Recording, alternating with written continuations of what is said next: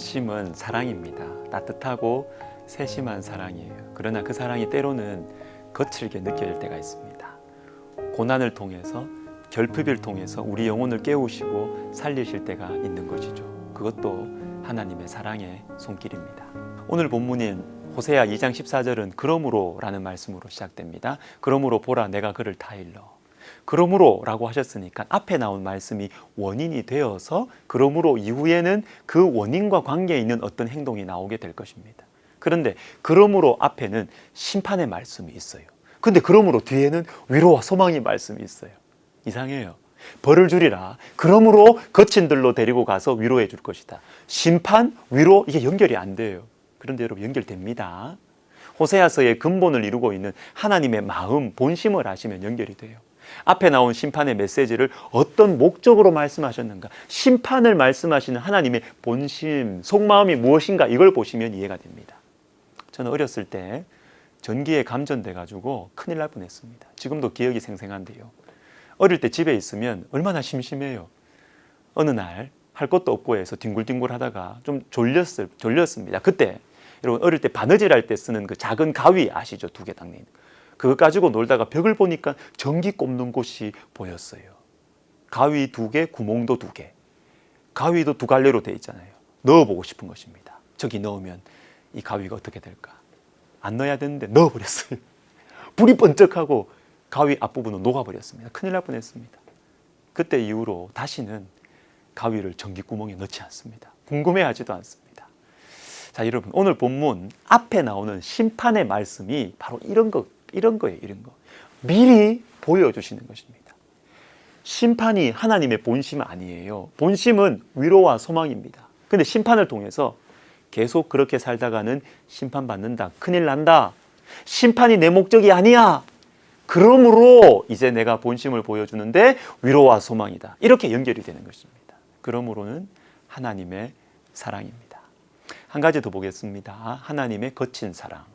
14절과 15절을 보시면 보라 내가 그를 다 일러 거친 들로 데리고 가서 말로 위로하고 거기서 비로소 그의 포도원을 그에게 주고 아골 골짜기로 소망의 문을 삼아 주리니 그가 거기서 응대하기를. 하나님께서는 죄에 깊이 물들어 있는 이스라엘 백성들이 망하지 않고 회복되기를 원하시면서 어디로 데리고 가세요. 15절에 거기서라는 말씀이 2번이나 나오는데 거기가 어디일까요?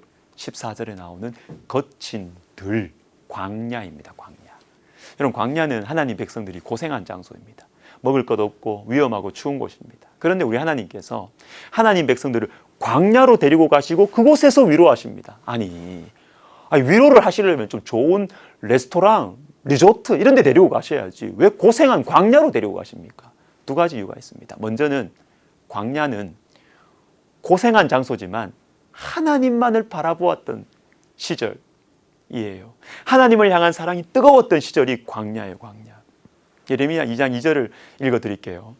먹을 것, 마실 것이 부족했던 광야를 통과해서 젖과 꿀이 흐르는 땅에 들어갔는데 거기에서 망해가고 있는 하나님 백성을 향한 말씀입니다. 가서 예루살렘의 귀에 외칠지니라. 여호와께서 이와 같이 말씀하시기를 내가 너를 위하여 내 청년의 때의 인애와 내 신혼 때의 사랑을 기억하노니 곧 씨 뿌리지 못하는 땅 그 광야에서 나를 따랐음이니라. 그 광야에서 그때 어땠다고요? 내 청년의 때의 인애와 내 신혼 때의 사랑, 비록 가진 것은 없었지만 광야에서는 하나님을 의지했던 시절, 그때가 광야였다는 것이죠. 이스라엘에서 사역하신 선교사님께서 쓰신 책을 보니까요, 이스라엘 사람들은 광야 이렇게 하면 허니문이 떠오른다고 합니다. 신혼 시절 방 하나 부엌 하나 사글세 원룸 차가 어디 있어요? 가난했습니다. 그러나 서로를 아끼고 사랑하고 보고 싶고 너무나 기쁘고 웃을 일 감사할 일 많았던 그 시절, 하나님께서는 우리를 광야로 데리고 가셔서 그때의 신앙을 회복하라고 하십니다. 하나님께서 우리를 광야로 데리고 가시는 또 하나의 이유가 있습니다. 그것은 하나님의 거친 사랑입니다. 대표적인 예가 바벨론 포로 70년이에요. 예레미야 24장 5절부터 7절을 보시면 내가 이곳에서 옮겨 갈대아인의 땅에 이르게 한 유다 포로를 이 좋은 무화과 같이 잘 돌볼 것이라. 내가 그들을 돌아보아 좋게 하여 다시 이 땅으로 인도하여 세우고 헐지 아니하며 심고 뽑지 아니하겠고 내가 여호와인 줄 아는 마음을 그들에게 주어서 그들이 전심으로 내게 돌아오게 하리니. 포로지에서, 그 힘든 포로지에서, 거친들 광야죠, 거기서 내가 잘 돌보아 가지고 전심으로 하나님 섬기는 무화과나무 귀한 백성으로 내가 만들겠다라고 하십니다. 나라의 멸망, 포로지, 힘들고 비참한 상황, 광야예요. 그러나 이 과정을 통해서 하나님 백성들을 새롭게 하시겠다. 거친 사랑이죠. 그래서 어떤 성경학자는 이 포로 70년을 세탁기에 비유해요. 세탁기. 옷이 너무 더러워졌어요. 그래서 하나님께서 세탁기에 넣으려고 합니다. 세탁기에 들어갔다 나와야 깨끗해지니까. 그런데 여러분, 세탁기에 들어가는 것이 사는 길이죠. 여러분, 하나님께서 때로는 우리를 거친 사랑으로, 우리는 힘들지만 우리를 살리기 위해서 거친 사랑으로 다가오실 때가 있습니다. 여러분, 우리는 지금 어디에 와 있습니까? 하나님께서 우리를 어디로 데려가십니까? 좋은 레스토랑으로, 경치 좋은 곳으로 데리고 가십니까? 뭐 그럴 수도 있어요. 너무 지쳐 있어서, 우리가 너무 지쳐 있고 여유가 없어서, 야, 너 좀 숨 좀 돌리면서 쉬면서 나랑 얘기 좀 하자, 이렇게 말씀하실 수도 있어요. 그러나 우리 중에는 광야로 데리고 가시는 하나님, 광야에서 거친 들에서 위로하시는 하나님을 만나고 계신 분도 계실 겁니다. 신혼 때의 사랑, 광야의 사랑 좀 회복하라고. 지금 있는 이 부유함과 편안한 속에서 도리어 마음을 지키지 못하고 있고 하나님을 멀리하고 있기 때문에 광야로 우리를 데리고 가시는 하나님, 거친 사랑의 손길 가운데 있는 분들도 계실 겁니다.